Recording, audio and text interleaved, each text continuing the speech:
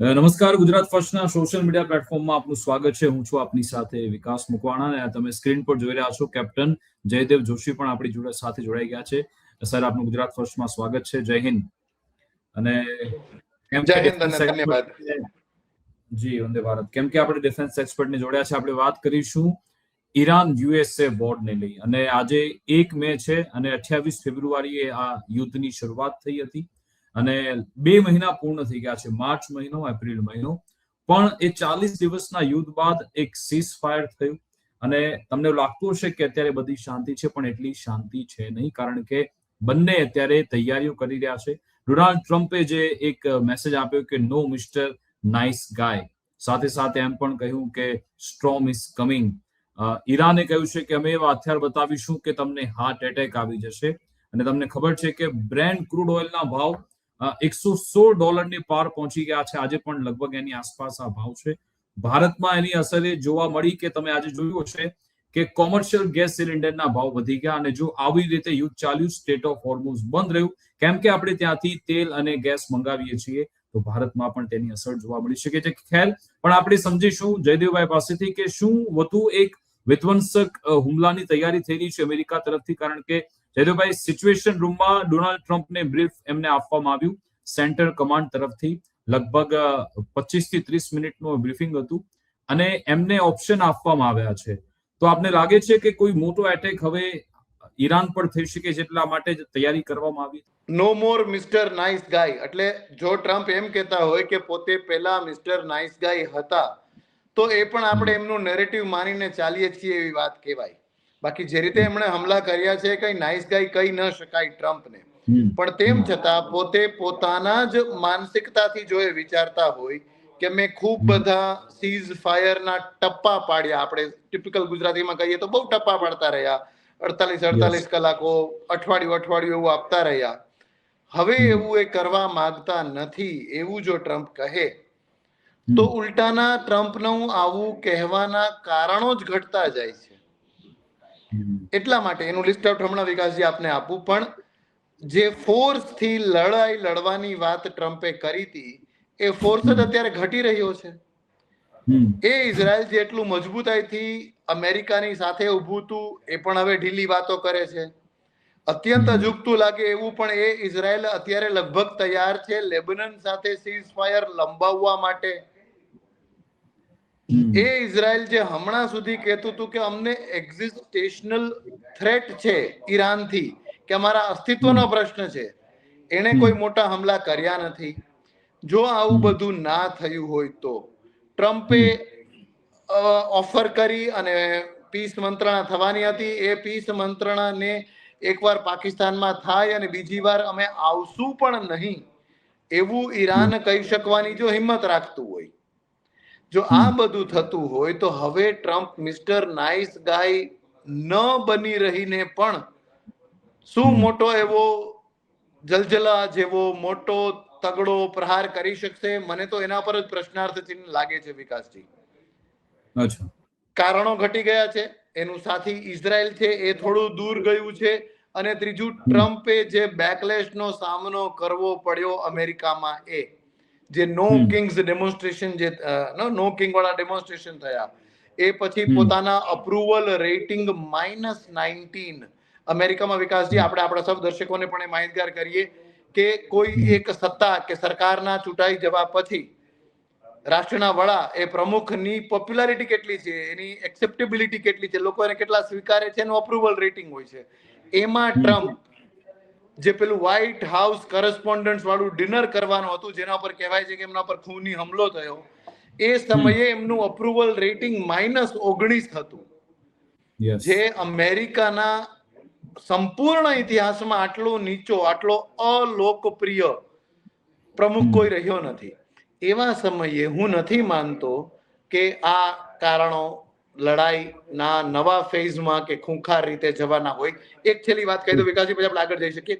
પેન્ટેગોન, CIA, FBI, આ જે કંઈ પણ એ લોકો છે અમેરિકામાં, બહુ ચાલાક લોકો છે, બહુ કોર્પોરેટ રીતે કામ કરતી આ અમેરિકી સરકારની એજન્સીઝ છે. એ સૌ પોતે પોતાનું અસ્તિત્વ પણ ટકાવવા માટે, જેને આપણે એમ કહેવાય કે to draw their salary bills, એ લોકોએ તો પગાર લેવાનો ને વિકાસજી. જો આ Yes. સળગતું ના રાખે, જો આવી મીટિંગો ના કરતા રહે, તો એમના અસ્તિત્વ ખુદ પર પ્રશ્નાર્થ થઈ જાય છે. એટલે કદાચ હું એમ Okay. માનું છું કે એક નોર્મલ બ્રીફિંગને પણ ગ્લેમરાઇઝ કરીને આ લડાઈનો હાવ અને એ હાવના મારફતથી ટ્રમ્પ અને અમેરિકા મહાસત્તા હોવું એ ચિત્રિત કરવાનો પ્રયત્ન જાજો હોય એવું મને વિકાસજી લાગે છે.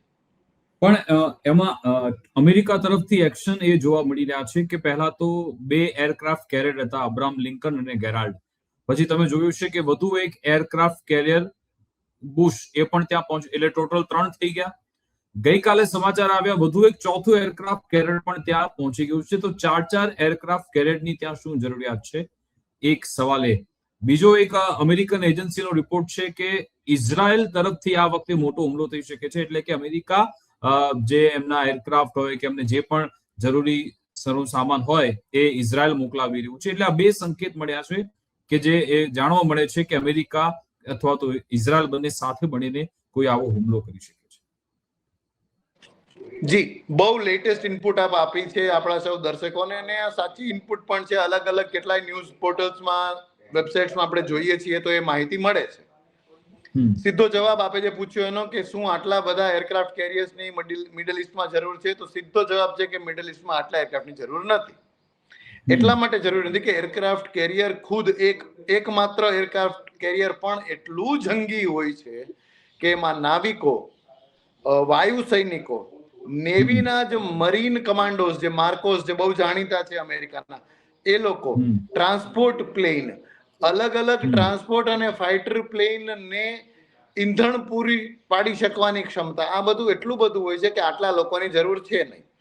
ટ્રમ્પની જ વાતો, ટ્રમ્પના જ વાયદાઓ અને એમના જાહેરાતોને જો આપણે સાચા માનીએ તો તમે ઈરાનની જે એરફોર્સ હતી, જે લગભગ ઓછી હતી, એને તો ખતમ કરી દીધી હતી, નેવીને ખતમ કરી દીધી હતી, સૈન્યને ઘૂંટણા પર લાવી દીધા હતા, તો પછી હવે વધારે જરૂર શેની છે?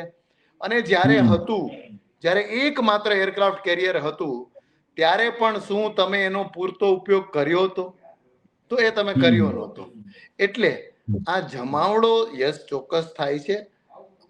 હજી પણ હું એમ કહું કદાચ વિકાસજી, અને કદાચ મને તો ગમશે ખોટું પડવું આ વાતમાં, કે સૈન્ય કરતા અમે આટલો મોટો જમાવડો કરીએ છીએ, એટલે સૈન્ય ઓપરેશન કરતા જે સ્ટ્રેટ ઓફ હોર્મુઝને એમણે પોતે, જેને ડબલ બ્લોકેડની વાત કરી હતી કે ઈરાન કરે તો કરે, ઈરાનની બહારની બંને બાજુમાં અમેરિકા બ્લોકેડ કરશે, એ કરવા માટે, તેલ જતું બંધ કરવા માટે અને આ વેપાર ઉપર કબજો કરવા માટે અમેરિકા વધુ કરતું હોય એવું હું વધારે માનું છું.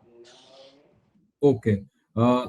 અમેરિકા તરફથી જે સતત સંકેત મળી રહ્યા છે એને લઈ પછી ઈરાન પણ જવાબ તો આપે. ઈરાનના જે નેવી ચીફ છે એમણે એમ કહ્યું કે અત્યાર સુધી તો અમે પ્રેક્ટિસ જ કરતા હતા, હવે તમારા દરવાજે અમે એવા હથિયારો મૂકીશું કે તમને હાર્ટ એટેક આવી જશે.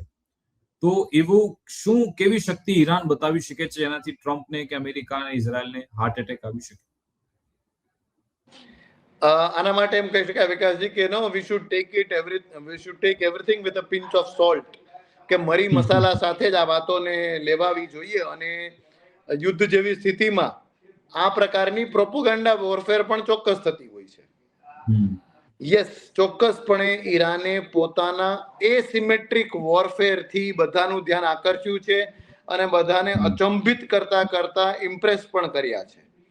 જે રીતે નાની નાની બોટ, સિંગલ બોટ, અલગ અલગ રીતે એટેક કરવા, એસિમેટ્રિક વોરફેરના ભાગરૂપે જ બહુ મોંઘી મિસાઇલો ની વચ્ચે ડ્રોનના એટેક કરાવીને, રડારને ફેલ કરાવીને એટેક કરતો રહેવું, આ બધું ઈરાને કર્યું છે. સિવાય કે ન્યુક્લિયર વેપનની જ વાત ઈરાન કરતું હોય કે જે ના હોય ને આવું જાહેર મંચ પરથી બોલે નહીં, એ સિવાય હું નથી માનતો કે કંઈ એવું નવું જ સંપૂર્ણ રીતે ગુપ્ત હથિયાર કાંઈ હોય. કદાચ યસ, સ્કેલ વધારે હોય, એમની પાસે અંડરગ્રાઉન્ડ ખૂબ બધી મિસાઇલો ને સ્ટોરેજ કરવાની જગ્યા છે, મોટા સ્કેલમાં ચોક્કસ કરે ને આ અમુક દિવસોના સીઝ ફાયરના કારણે ફરી પાછી એમને કળ વળી હોય એટલે વધુ પ્રહાર સાથે હુમલો કરવાની તૈયારી ચોક્કસ હોય. પણ કોઈ નવું હથિયાર, નવું વેપન, નવી લડાઈની સ્ટ્રેટેજી જે સૌ અજુગતી હોય એવું માનવાને કારણ નથી. આ થોડું પ્રોપોગેન્ડા તરીકે લઈએ વાતને. ચલો કદાચ એ લોકો હુમલો કરી નાખે, અમેરિકા જે લાસ્ટ ટાઈમ એટેક કર્યો હતો, તો મિડલ ઈસ્ટના જે બધા બેઝ છે ત્યાંનો ઉપયોગ કર્યો હતો, પછી સાઉદી અરેબિયા હોય, કતાર હોય, યુએઈ હોય, જોર્ડન, આ વખતે આ દેશો અમેરિકાને ઉપયોગ કરવા દેશે ખરા? કારણ કે હમણાં તળાવ પડી ગયા છે મિડલ ઈસ્ટના ઇસ્લામિક દેશોમાં પણ. એ બેઝનો ઉપયોગ કરવા દેશે ખરા નેક્સ્ટ રાઉન્ડમાં? બહુ સાચું એનાલિસિસ છે આપનું. તળા પડી ગયા છે અને માત્ર અમેરિકાને મદદ કરવા દેવી ન કરવા દેવી વાતમાં નહીં, આખા ઓઇલના વેપારમાં પણ તળા પડી ગયા છે. યસ. યુએઈ, ઓપેક એટલે એવા રાષ્ટ્રો કે જે ઓઇલ પ્રોડ્યુસિંગ રાષ્ટ્રો હતા એમાંથી સભ્યપદ પણ એમણે જવા દીધું છે. એટલે આ પ્રકારના તળા ચોક્કસ પડ્યા છે. કહેવાતી રીતે ઇંગ્લેન્ડને પણ યુકેને ડોમિનેટ કરતું હતું અમેરિકા, અને એમ વાત કરતા હતા પહેલા કે અમે અંગ્રેજી બેઝિસ એટલે બ્રિટિશ બેઝિસ ઉપરથી પણ ફ્લાય કરશું, જેની હા પડાણી ના પડાણી એમાં ટ્રમ્પ પોતાનો હાથ ઉપર રાખતા હોય. આ વાતને પણ લગભગ બહુ જ સરસ રીતે કટાક્ષ કરતા કરતા કિંગ ચાર્લ્સ જ્યારે હમણાં જ ગત આ સપ્તાહમાં એન્ડમાં અમેરિકા ગયા ત્યારે એમણે લગભગ એ વાતને સ્ક્વેર આઉટ કરી દીધી છે. એટલે આઈ વુડ સે કે બધા રાષ્ટ્રો હવે સંપૂર્ણ રીતે અમેરિકાને પોતાનું વોર અથવા ઇવન ડિફેન્સ ઇન્ફ્રાસ્ટ્રક્ચર વાપરવા દે એ માનવાને ઓછું કારણ છે. ઓકે, કેમ કે આપને બીજા પણ થોડા કમિટમેન્ટ છે એટલે આપણે ક્લોઝિંગ તરફ જઈએ. છેલ્લો આપને એ ક્વેશ્ચન પૂછી લઉં. ભારતના પોઈન્ટ ઓફ વ્યૂ થી આ સિચ્યુએશન કેવી છે? ભારત તેને કેવી રીતે ટેકલ કરે છે? કારણ કે આપણે ઓઇલ ને ગેસ સ્ટ્રેટ ઓફ હોર્મુઝ થી આવે છે એટલે ઇમ્પેક્ટ તો પડે છે, ને આજે જોયું કોમર્શિયલ ગેસના ભાવ પણ વધી ગયા. ગઈકાલે પાકિસ્તાને નિર્ણય એમ લીધો કે એણે ઈરાન માટે ગ્વાદર પોર્ટ ખોલી નાખ્યું, કરાચી પોર્ટ ખોલી નાખ્યું, અને અંદર એના જે 6 લેન્ડ પોઈન્ટ છે એ પણ ખોલી નાખ્યા. એટલે ત્યાંથી સીધો એમનો વેપાર પણ ચાલતો રહે અને ચાઇના જોડે પણ ઈરાનનું કનેક્શન થાય.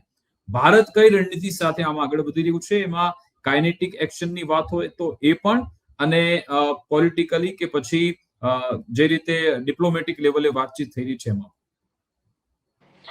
કાઇનેટિક એક્શન તો હું નથી માનતો વિકાસજી ભારત આમાં કઈ લઈ શકે એવી સ્થિતિમાં છે, અને લેવાની જરૂર પણ નથી. પોલિટિકલ એક્શન યસ ચોક્કસપણે અત્યારે આપણને ફીલ નથી થતું. આપણે બીજી ત્રીજી ચોથી જગ્યાથી ક્યાંયથી ઓઇલને આપણે સોર્સ કરતા હોઈએ તો કરતા હોઈએ, પણ એક સ્ટેજ એવું આવશે કે જો સ્થિતિ આવી જ રહે તો, યસ આ વિધાનમાં જો તો ઘણા છે, પણ જો આ સ્થિતિ આવીને આવી ઊભી રહે તો ભારતે ગંભીરતાથી વિચારવું પડશે આર્મ્ડ એસ્કોર્ટ સાથે પણ આપણા યુદ્ધ જહાજોને લઈને પણ આપણા ટેન્કરોને સ્ટ્રેટ ઓફ હોર્મુઝમાંથી કાઢવાનું. કારણ કે આપણે સૌએ જોયું છે કે આપણા ભારતીય મૂળ ધરાવનાર ટેન્કરો ઉપર પણ ઈરાની ફોર્સિસે એટેક કરેલો હતો. પાકિસ્તાન આ સ્થિતિનો લાભ ચારે તરફથી લાભ જ માત્ર ઉઠાવી રહ્યું છે. મંત્રણામાં મધ્યસ્થી બનીને પણ પાકિસ્તાન એનો લાભ ઉઠાવે છે, ઓઇલ પણ લેતું રહેશે, અને અમે તો મંત્રણા કરાવી એવી રીતે કહીને ઈરાનના ગુડ બુક્સમાં પણ રહેશે. Bharat majorly weight and watch ની સ્થિતિમાં. ઓકે, થેન્ક યુ જયદેવજી, અમારી સાથે જોડાયા, વાતચીત કરી, સમય ફાળ્યો, ખૂબ ખૂબ આભાર. તો આવી સિચ્યુએશન અત્યારે છે ઈરાન અને યુએસએ આ બંને વચ્ચે. અત્યારે કોઈ પણ ક્ષણે હુમલાની શરૂઆત થઈ શકે છે. એની પાછળના કારણ એ છે, મેં તમને જે ગઈકાલે બતાવ્યું હતું કે ડોનાલ્ડ ટ્રમ્પ એમણે સતત એક બાદ એક બ્રીફિંગ કરી છે. એમના જે મિલિટરી કમાન્ડોઝ હોય કે પછી એમના સૈન્યના મોટા અધિકારી, એમની સાથે વાત એમણે કરી છે. એટલે એક એ તો સંકેત છે. સાથે સાથે ઇઝરાયલ અને એટલે કે નેતન્યાહુ અને ડોનાલ્ડ ટ્રમ્પ એ બંનેની એક વાતચીત થવાની છે એવા સમાચાર આવ્યા છે. એટલે એ બંને વચ્ચે જો વાતચીત થાય તો પછી આપણે સમજી શકીએ છીએ. કારણ કે ગઈકાલે ઇઝરાયલના રક્ષામંત્રી કાઝ એમણે કહ્યું હતું કે અમે એક નવા ફ્રેશ ઓપરેશન માટે તૈયાર છીએ, અને ટ્રમ્પ તરફથી પણ આવા અલગ અલગ સંકેત મળ્યા. ઈરાન કહી રહ્યું છે કે જો આવી રીતે જ યુદ્ધ ચાલતું રહ્યું તો $140 પ્રતિ બેરલ સુધી ભાવ પહોંચવાનો છે. એ વાત નક્કી છે, તેવી વાત ઈરાન તરફથી કહેવામાં આવી છે. અને આ બાજુ મેં જેમ કહ્યું કે બે તડા પડ્યા છે મિડલ ઈસ્ટમાં. ઇસ્લામિક રાષ્ટ્રો છે ત્યાં યુએઈ અલગ ચાલી રહ્યું છે. એને એમ હતું કે ઈરાન પર હુમલા થવા જોઈતા હતા, જો કે એમાં કોઈએ સાથ ના આપ્યો.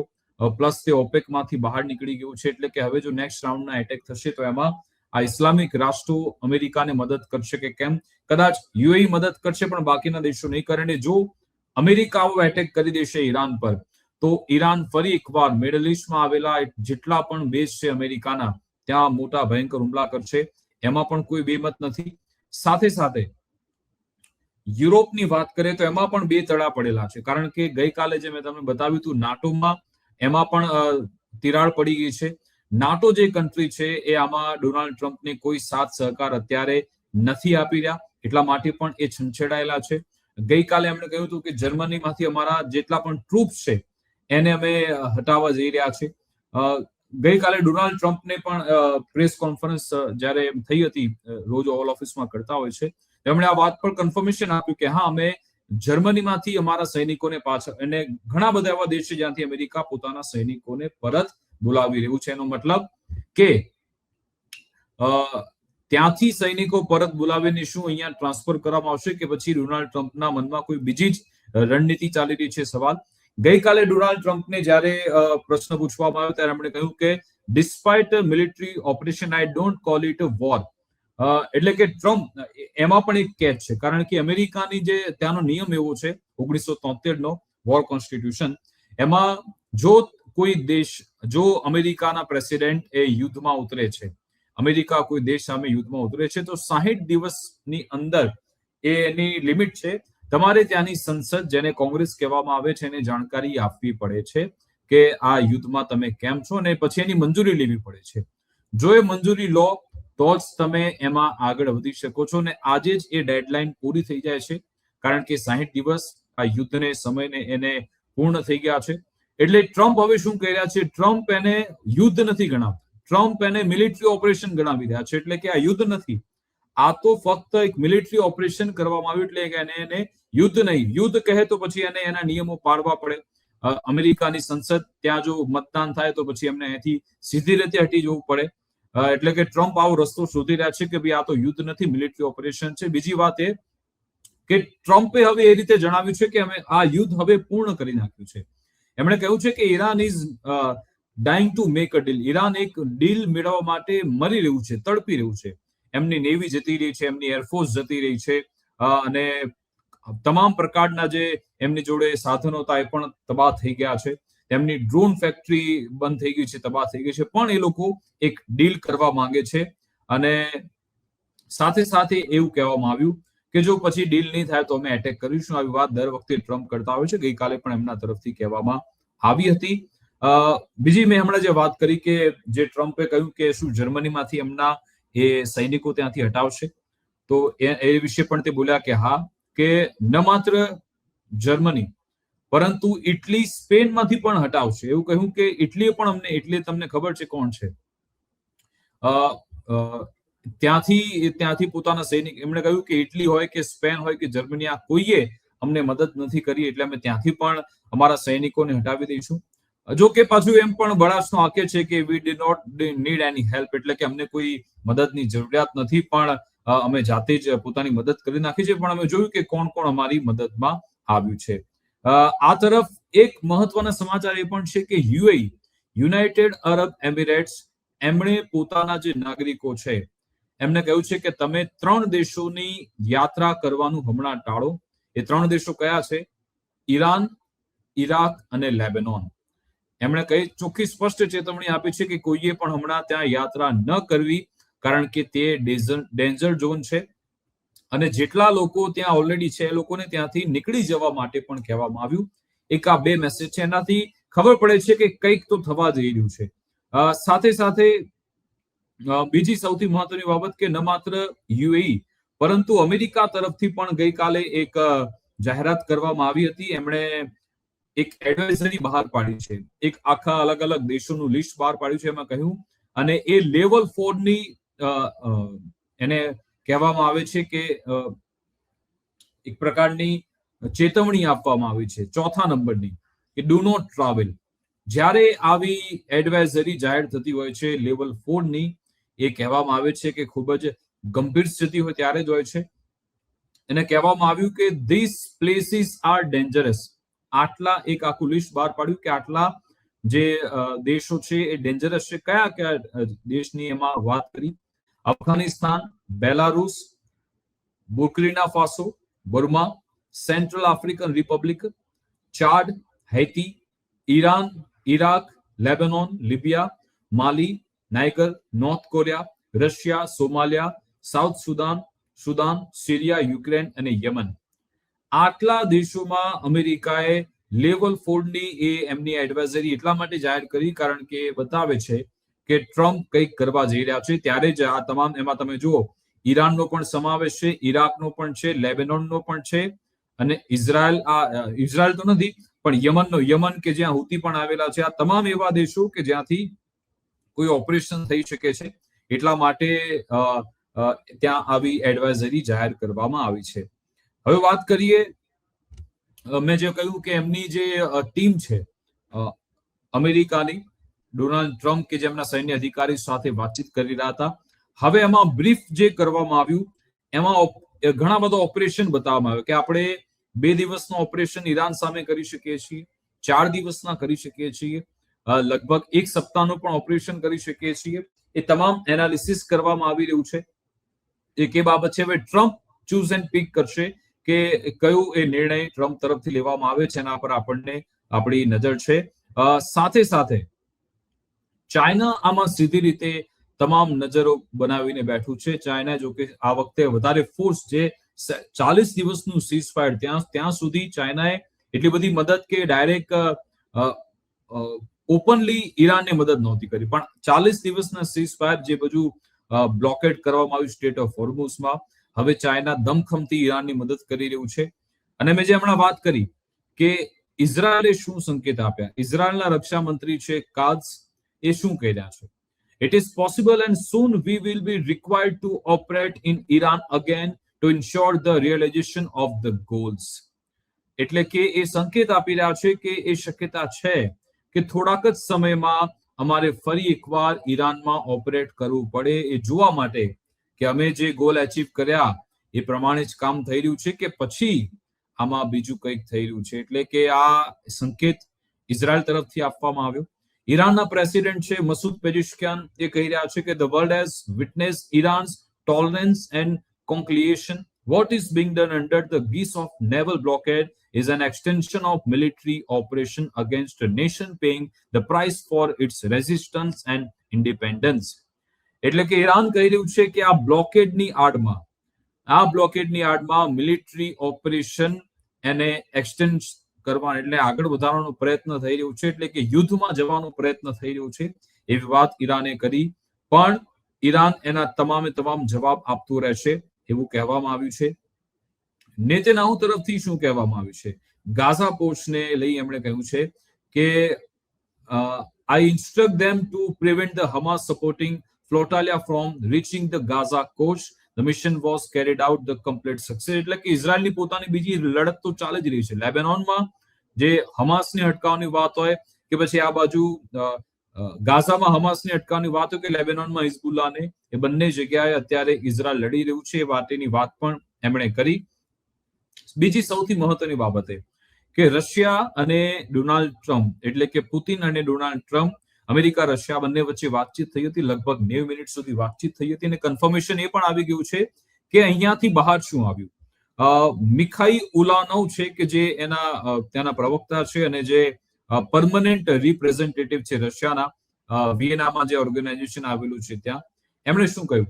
In a phone call with Trump, president Putin pointed out that if the US and Israel resume military operation, એટલે કે પુતિને તરત કીધું કે જો તમે કોઈ ઓપરેશન કરશો શરૂ, અમેરિકા અને ઇઝરાયલ કોઈ ઓપરેશન શરૂ કરશે, this would inevitably lead to extremely adverse consequences not only for Iran and its neighbors. એટલે કે ટ્રમ્પે પુતિને સમજાવ્યું કે જો ઇઝરાયલ અને અમેરિકા કોઈ ઓપરેશન શરૂ કરશે તો આ ફક્ત ઈરાન માટે ખતરો નહીં રહે, પણ એના જે પાડોશીઓ છે એના માટે પણ એ ગંભીર પરિસ્થિતિ ઊભી થશે. એટલે કે મિડલ ઈસ્ટના તમામ દેશો એ પણ, એટલે એક પ્રકારની ટેક્ટિક જ છે કે જો ફક્ત ઈરાન આમાં નહીં સળગે, આમાં પછી સાઉદી અરેબિયા, યુએઈ, પછી જોર્ડન, કતર, ઈરાક, આ તમામમાં આવી સ્થિતિ થવાની છે. અને સાથે સાથે એમ કહ્યું કે ન માત્ર મિડલ ઈસ્ટ પરંતુ આખી જે ઇન્ટરનેશનલ કોમ્યુનિટી છે ત્યાં પણ તેની આગ પહોંચશે. He also stressed that a ground operation on Iranian territory would be particularly unacceptable and dangerous. એટલે કહ્યું કે જો તમે જમીની સ્તરે ગ્રાઉન્ડ ઓપરેશન કરવાનો પ્રયત્ન કર્યો ઈરાન પર, જો અમેરિકાએ પોતાના સૈનિકોને ઈરાનની જમીન પર ઉતાર્યા તો એ ક્યારે પણ સ્વીકારે પણ નથી અને એ તમારા માટે ખતરારૂપ છે. એ પણ સીધી રીતે પુતિને ડોનાલ્ડ ટ્રમ્પને સમજાવી દીધું છે. હવે ટ્રમ્પ શું એ જમીની સ્તરે ઉતરવાની હિંમત કરશે કે કેમ, એના પર અત્યારે નજર છે. સાથે સાથે એક બીજી મહત્વની બાબત એ કે શું કોઈ જમીની સ્તરના ઓપરેશનની તૈયારી થઈ રહી છે કે ભાઈ, સવાલ એટલા માટે કારણ કે લગભગ 50,000 કરતા વધારે સૈનિકો અત્યારે મિડલ ઈસ્ટમાં પહેલેથી જ ઉભા છે. ધીમે ધીમે અમેરિકા ત્યાં પોતાના સૈનિકોને મોકલી રહ્યું છે. હમણાં જે આપણે વાત કરી એરક્રાફ્ટ કેરિયર પણ તે ત્યાં મોકલી રહ્યા છે. એક એ સંકેત મળે છે. પેરા ટ્રુપ્સ કમાન્ડો 82nd બોન્ડ છે એ ટ્રુપ પણ ત્યાં પહોંચી ગઈ છે. ઇઝરાયલને જે મદદની જરૂરિયાત હતી એ તમામ મદદ પણ છેલ્લા 20 દિવસથી અમેરિકા તેને આપી રહ્યું છે. એટલે કે બે સંકેત છે. અને હમણાં એક જે શાંતિભર્યો માહોલ છે એ લાગે છે કે આ તુફાન પહેલાની શાંતિ છે અત્યારે, કારણ કે હવે નેગોશિએશનની કોઈ વાત જ રહી. પહેલા તો થોડી ઘણી વાતચીતના પ્રયત્નો પણ થયા. પહેલા ઈરાનનું ડેલિગેશન આખું પાકિસ્તાન પહોંચ્યું હતું. એ ડેલિગેશન પહોંચ્યા બાદ કોઈ ત્યાંથી નિષ્કર્ષ ન નીકળ્યો. વધુ એકવાર પછી પ્રયત્નો થયો, એમાં પણ કોઈ સફળતા ન મળી. પછી ઈરાનના વિદેશ મંત્રી પાકિસ્તાન જઈને આવ્યા, ઓમાન જઈને આવ્યા, રશિયા જઈને આવ્યા, ફરી પાકિસ્તાન ગયા. એટલે આ થોડા પ્રયત્નો થયા છે, પણ અત્યારે એ તમામ વાતચીતનો અત્યારે સમય પૂર્ણ થયો હોય એવું લાગી રહ્યું છે. હવે જોઈશું કે આમાં શું પગલા ઉઠાવવામાં આવે છે, શું પ્રયત્નો થાય છે. પણ એક બાબત નક્કી છે કે કંઈક નવા જૂની ચોક્કસી થશે. બ્રેન્ટ ક્રૂડ ઓઇલનો ભાવ આપણે એ જોઈ લઈએ કે અત્યારે કેટલો પહોંચ્યો છે. બ્રેન્ટ ક્રૂડ ઓઇલનો ભાવ છે 113, એટલે $3 જો કે ઘટ્યો છે. ગઈકાલે 116 હતો, પણ 113 પણ ખૂબ વધારે કહેવાય. અને ભારત માટે આ એક ચિંતાજનક બાબત એટલા માટે છે કારણ કે આપણી જે જરૂરિયાત છે એમાંથી લગભગ 50 થી 60% બધું ત્યાંથી જ આપણે ત્યાંથી ઇમ્પોર્ટ કરતા હોઈએ છીએ. અને જો એમાં બાધિત થાય તો એ આપણા અહીંયા પુરવઠામાં અસર થઈ શકે. પણ આપણે પહેલાથી સ્ટ્રેટેજિક રિઝર્વ રાખેલા છે. બીજા બધા પોઈન્ટ્સ પણ આપણે એમાં તપાસ તો કરી જ રહ્યા છીએ.